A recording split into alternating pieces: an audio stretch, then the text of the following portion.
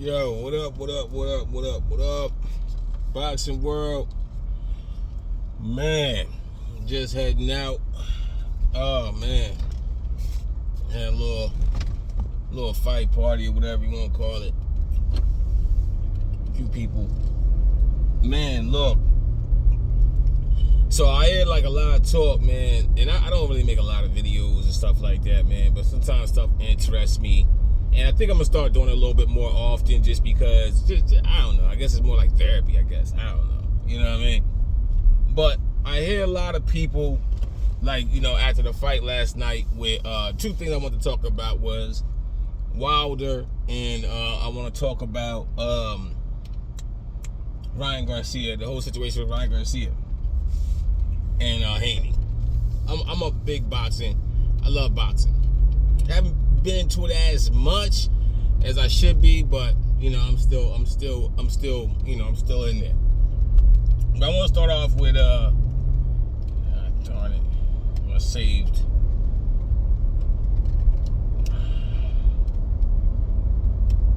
I want to save settings on my seat kicked in. It pushed me all up into the steering wheel. Oh no, my daughter had my truck. So, yeah, so one of the things I want to talk about is, like, I hear a lot of people say was or is Deontay Wilder done? Is it over for Deontay Wilder? You know, is he done? I heard some people say, you know, he was trash, he was a bum, he was, you know, all these other different things, right? And all things can be true at the same time.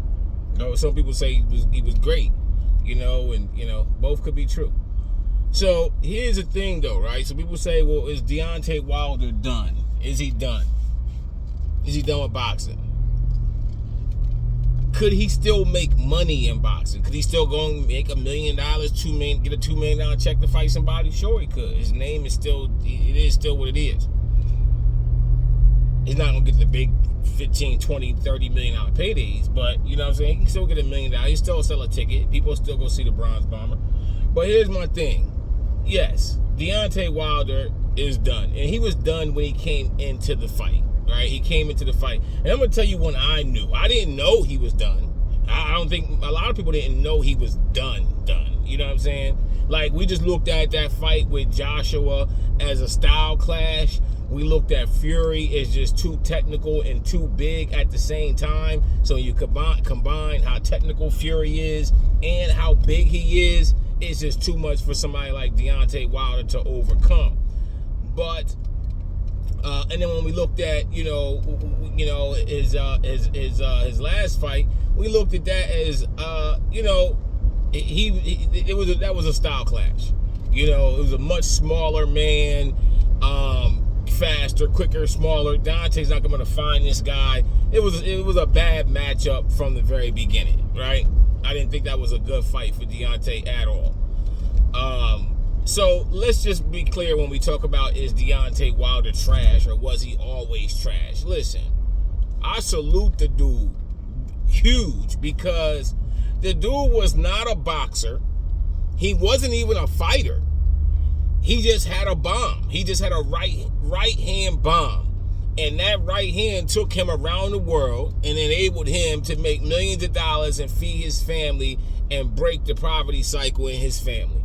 I commend that on however you do it legally, right? Now, the thing is with a fighter like Deontay Wilder, those type of fighters are great because they have a superpower. And most of those type of fighters have a superpower. Those big punchers or knockout artists, things like that. It's like a superpower, right? To be able to do that. Not everybody their weight or size can do that. Not everybody can do that. I mean, look how big Tyson Fury is. Look how much weight he has. And he couldn't knock people out like Deontay Wilder could, or Mike Tyson at 212 pounds could. You see what I'm saying? So it's a superpower. But what happens is, just like any superhero, when that superpower is stripped away from them, then what? Like when we seen Batman versus Superman, right? We see Batman versus Superman. Batman was the weaker fighter. He didn't have none of the physical attributes or none of that type of stuff. Superman could easily kill him, easily handle him, right? But when Batman created those weapons and stripped his power away from him, Superman was nothing. He was nothing. And that's what happened to Deontay Wilder, right? That's what happened to a lot of fighters. A lot of these type of fighters, it happens. It happened to Mike Tyson. Roy Jones. It happened. It's an endless list on how many fighters have had their power stripped away from them, and then there was nothing there after that. They were just a shell. That's where the term came, a shell of themselves. But one thing I will say is, it wasn't Zhang that beat. That's not why he lost. He didn't lose because of his training. He didn't lose because he was smaller than Zhao. He didn't lose for none of it. The reason why Deontay Wilder lost that fight is because of his team. Not training or what they try to teach him. I heard people say, well, they try to turn him into something he's not, and yada, yada, yada. No, that's not what did it. What did it was his team. What I mean by that is, Deontay Wilder is a type of fighter, and a lot of those type of big punchers, they have to sustain damage. They have to take damage. They have to get close enough to leverage those punches, to leverage those power punches. If they can't do that, then they can't get their shots off. So they have to take. If you look at a lot of Deontay Wilder's fights, like 75% of his fights, other than the ones where he knocked dudes out in the first 2 rounds or whatever. But if you look at a lot of his fights that went 8-9 rounds, or even more than that, if you look at those fights, he sustained a lot of damage. So it wasn't that Zhang just had so much power and he just was overpowering. Yeah, the weight is crazy. The weight difference is crazy. That's a whole nother topic. But what it is Deontay Wilder had took so much damage throughout the years that his power started to dwindle and dwindle and dwindle and dwindle. And then when he fought Fury, it was completely gone. The last inch of his power he used in that first fight to get that draw. At the very last end, that was his last bit of power right there. After that was it. Like he was shot. He was shot after that. Now, would he been able to regain his power? Right, is the question. Well, I think he would have been able to regain his power. She ain't gonna stop or nothing. You see this Range Rover coming through, you ain't gonna stop or nothing. No respect. So, look. Could he have regained his power? Yeah, it's possible he could have regained his power. The reason why I said it's his team's fault, because, the first fight, maybe you let that go because your man is still cracking. He's been known to pull it out last minute, land that bomb. So you say, okay, you know what? Let's let it ride and see, let's see. But he sustained hella damage in the first fight with Fury. So after that fight, the second fight, that fight should have been stopped well before the ref stopped the KO. It should have been stopped well before that. And then the third fight, they definitely should have stopped it. I know he knocked Fury down, but Deontay was concussed from like the 6th round on. You see what I'm saying? Like, he was just running on fumes from the 6th round on. He was able to tap into a little bit and catch Fury, but it really didn't have nothing on it. If you really look at him, they were more like flash knockdowns. Fury is just a big guy, so when he goes down, it's more dramatic. But it wasn't like Fury was like hurt. You know what I'm saying? Like, it wasn't like that. So, I feel like the team let him down. The team let him down. And that was the difference between him and Joshua. If you look at that first fight with Joshua, the first fight with Joshua and Andy Ruiz, when Ruiz got Joshua hurt, they were talking about throwing the towel right away. Like, oh, no, you know what I mean? Save our fighter. He went back in there, let him go back in there. All right, stop it. It's over. No, we're not letting our man get punished like this. We're not going to let our man get beat all around the ring like this. Champion or not, we're not doing it. And that's what preserved Joshua.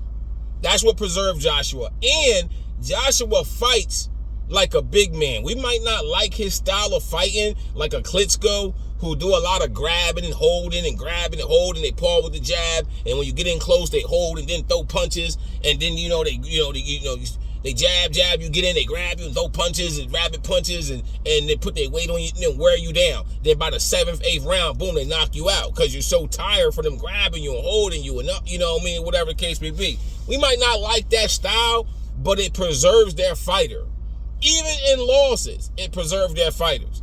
And that's what happened to Deontay Wilder, period. Because if we take it back, people say, oh, well, when he stepped up in competition, he lost. He stepped up in competition, he lost. Listen, if Deontay Wilder would have fought Zhang 10 years ago, when he had that Wilder inning, when his superpower was at his max, and you bring in that Zhang from last night, he would have knocked Zhang. Like, you know what I mean? Let's be real about this. He would have knocked Zhang out. You know what I'm saying? He would have knocked Zhang out. What happens is you go years later, he's a shell of himself, and there's so much video footage on this dude. He's so typical that they got him down to a science now. But if you take him back 10 years ago and he fought Zhang, he would have knocked Zhang. He would have knocked Zhang out. I don't think Zhang is better than Kong, but Ruiz, I don't think he's better than him. I don't think he's better. I think he would. I just don't see him being better.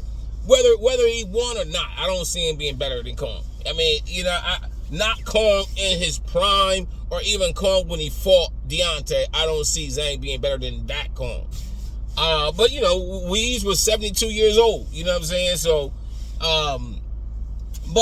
so that's my take on it with Deontay. I think he should retire. He's not at the age where he can take enough time off to get it back, and I just don't think he can get it back. I think his confidence is gone. Like, I'm gonna tell you, me knowing boxing, when you see a fighter start banging their chest like that, the reason why they're banging their chest like that is because they're trying to psych themselves out. They're trying to get themselves to get going. They're trying to get themselves into the fight. That means he's not in the fight.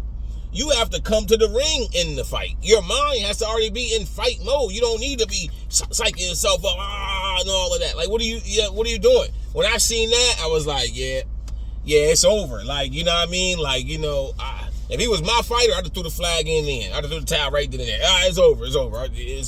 Let's save our guy. Just get up out of here. Save our guys. Get up out of here. We done. You dig what I'm saying? Like, when you're done, you're done. Like, going out on your shield and all of that, man, listen, nobody really cares about that. Nobody cares about that. If you really want to be real, look at Mike. Mike quit on the stool in his last fight, his last professional fight. Like, he quit on the stool. Like, you know what I mean? Like, I'm not coming back. I'm done. He quit on the stool. Nobody clowned him for that. They really commended him and said, look, he knows he doesn't got it. He knows he doesn't belong in there, and he throws a towel in. I respect it. Once you get in there, now I think you should have to give part of your purse back. If you ain't coming there to give that fight that you signed up for, and you go 12 rounds regardless, then I think you should give some of your purse back. But I do respect a fighter saying, hey, I ain't got it no more. And you know what I mean? I think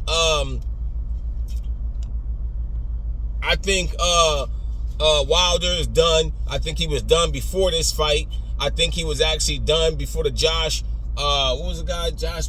I forget the guy's name right off the bat. What's his name? I forget his name. Whatever. He fought Anthony Joshua too. He lost, but I can't think of his name right now. But anyway, I think he was done before that. I think that the good fight would have been him and God, what's the other guy's name? He's really not a boxer, he's an MMA guy. I think that would have been a good fight for Deontay, them two to square up. But that was a farce. They gave him two of the top fighters, and it was just ridiculous. But I just that's where I see that at. As far as Ryan Garcia, listen, man, we got to stop doing this, man. We got to stop giving people passes in boxing. Like, it's either it is or it isn't. Like, it can't be this way or that way for this fighter, that fighter. And it's been going on for so many years that it's just ridiculous. Like, I remember what's the guy's name? He was getting ready to fight Anthony Joshua. Big Baby, I can't think of his name, but Big Baby, Williams something. I can't remember his name. Big Baby something. I was right there. I lost it. But anyway, Big Baby, whatever. That's when they switch opponents to Andy Ruiz. He got popped for what I can't remember whatever drug it was, but it don't even matter. Like, if it was in your system illegal, bottom line, that's how it should be, period. If it was in your system illegally, because you got all this money, Gerald Miller, that's his name, Gerald Miller, Big Baby Gerald Miller, it don't matter. Like, you got all this money, you can test those supplements, have them tested, confirmed, whatever the case may be. Like, you shouldn't be eating contaminated meat. Like, you make millions of dollars. Like, I don't want to hear none of that. Like, that's a farce. If it's in your system, you're banned, period. They banned Big Baby Gerald Miller for 2 years, right? Took the biggest fight away from him of his career, and he's never going to be the same after that. Like, his window has came and gone. But he's not a superstar. But then you got Canelo Alvarez or Ryan Garcia or what's her name? I can't think of her, the little chick, Bumgardner. You know, you got these guys who get popped and they go, oh, well, you know, it was there, it wasn't there, it wasn't supposed to be there, they took it by accident. You know, they make all these excuses because they're superstars, they're mega stars in the sport. Listen, I hear a lot of people saying a lot of negatives. First of all, you have to understand, lab technique, first of all, a lab such as like VADA, who does testing, things of that nature, they would never, ever come out and say that a fighter unknowingly took a supplement that was tainted or contaminated. They would never, ever, ever back that. They might, if you could pay them to test something, you know, if you want them to test something, you could pay them to test something. And they could come back and say, yeah, this was in it or that was in it, whatever the case may be. But they will never say that's what you took and it was contaminated. They might test it and then say, and this is what they did. Based on his team, they're saying he took this contaminated, but we're not saying that. They would never, ever say that. They would never, ever test a supplement and then say, yes, he unknowingly took this supplement. You know why? And if you put your thinking caps on for just 1 minute, you will understand why they would never, ever, ever co-sign that. Because there's no way for them to know if you took that supplement unopened or opened. There's no way. So they already tested your samples. They're testing your samples. They're not going to test. They can't tell if that's what you took. You give them a bottle and say, hey, this is what I took. They tested it's contaminated. They're not going to say that proves that you took a unknown. That doesn't make sense. And they would never co-sign that. And if you read that properly, I've seen showbiz adults say, oh, he's vindicated, this proves this, and VADA said this and said that. No, they didn't. And you read it out loud, but you still didn't even hear what you was reading. They said in there that there was a test performed on these supplements that Ryan's team, his team says that he unknowingly took. They didn't say, they can never say that. How would VADA know if he even took the supplements they gave him? It don't make sense. You can't send VADA a hair sample or the results of a hair sample after the fight and say, here, test it. It came back negative. How do they know that that's your hair?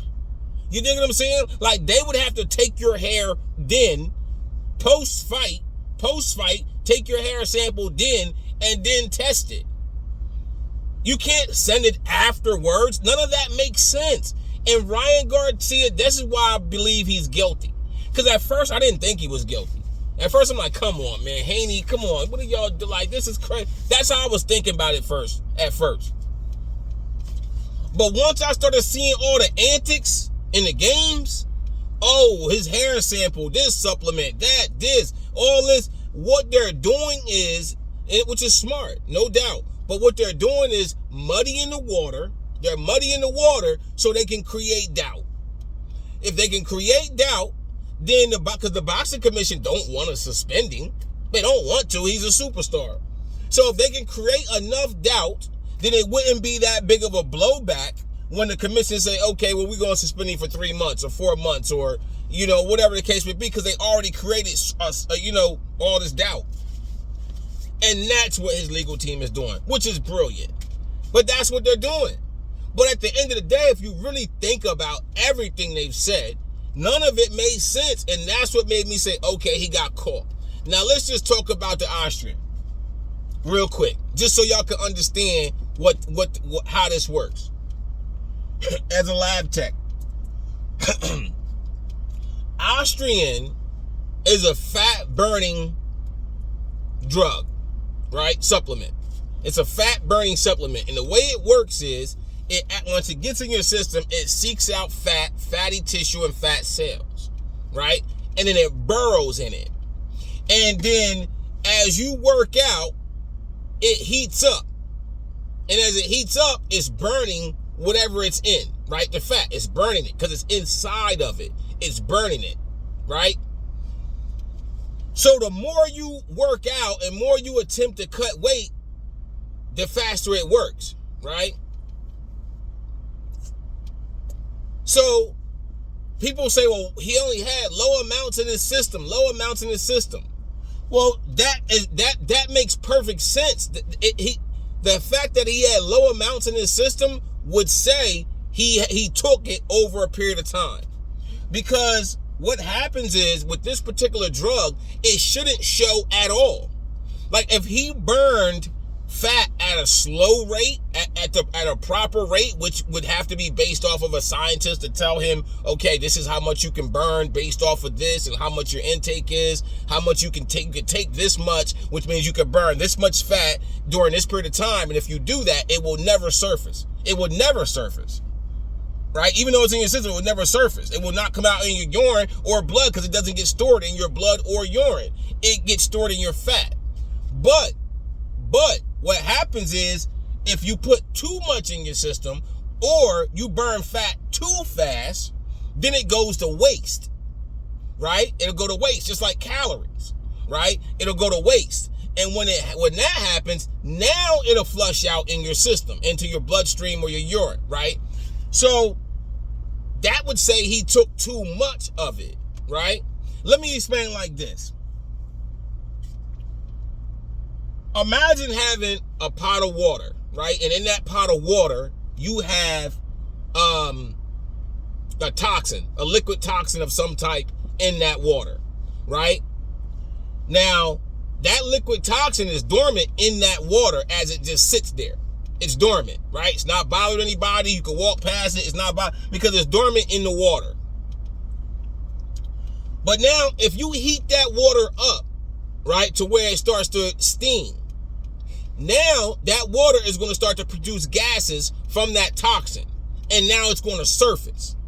Now, if you cut that pot on simmer on really low and heat the water up, it's still going to produce a little bit. It's going to burn that toxin, but very little is going to be detectable, if any at all, right? Because you're heating up the water at a low level where it's evaporating, but it's not really producing any gases, right? It's not producing any steam or anything like that. It's not producing anything airborne. It's just evaporating very, very slowly where it's basically undetectable, right? But then you turn that pot all the way up to boil. Now you get this big burst of steam that's coming up out of it, right? And that is now bringing that toxin to surface. And if you were to go over and sniff it, you'll smell it instantly or to hit you instantly, right? That's exactly how that supplement works. It lays dormant in the fat. So until you start heating the fat up, it doesn't come to the surface. And if you heat the fat up slow enough, if you slowly burn the fat, right, it may not surface at all. It shouldn't, right? If his doctors and scientists were properly doing this with him, it would have never showed up, right? But he was obviously trying to cut a lot of weight too fast or whatever, and the waste produced, and that's how it popped. But that does not mean that he took very little. and that means that he didn't do it intentionally because it was so little. That's not it. You have to understand the science of it. So that's just clear. But I will say this, because I don't have a dog in the fight, right? I don't have a dog in the fight. I think Garcia may be a better fighter than Haney. I don't have a dog in the fight. So I will say this. That supplement is not everybody keeps saying is a PED. It's not a performance enhancing drug, right? So he did not have an advantage on fight night, right? He did not have an advantage on fight night. However, he did have an advantage in training camp, right? And in losing weight. And probably that last couple of days leading up to the fight, or last even day or two leading up to the fight. Because while Haney has to work harder to drop weight, and now he's more drained because he's dropping weight, he's losing fuel and burning excess fuel because he's trying to cut weight. So he might not be able to train as much or go as hard in training and work on some of the other fundamentals. Whereas though Ryan Garcia with this drug has a much easier time cutting weight and burning fat. So he can focus more on these other intangibles and things of that nature because he has a boost that's giving him a boost and helping him burn fat at a much higher rate or drop weight at a much faster rate. So those are the benefits of this particular drug. But when it came down to the fight night and the punches and all that and the hooks, nah, it did not give him an advantage. It did not give him strength or endurance or any of that type of stuff. So I just wanted to speak on that and clear that up. Anyway, listen, man, I'm out of here. Getting ready to go grocery shopping, go wash the truck, and you know what I mean, get back. It's Sunday, enjoy the rest of my day, and get ready for the work week. So I'm out of here, man. Y'all be easy.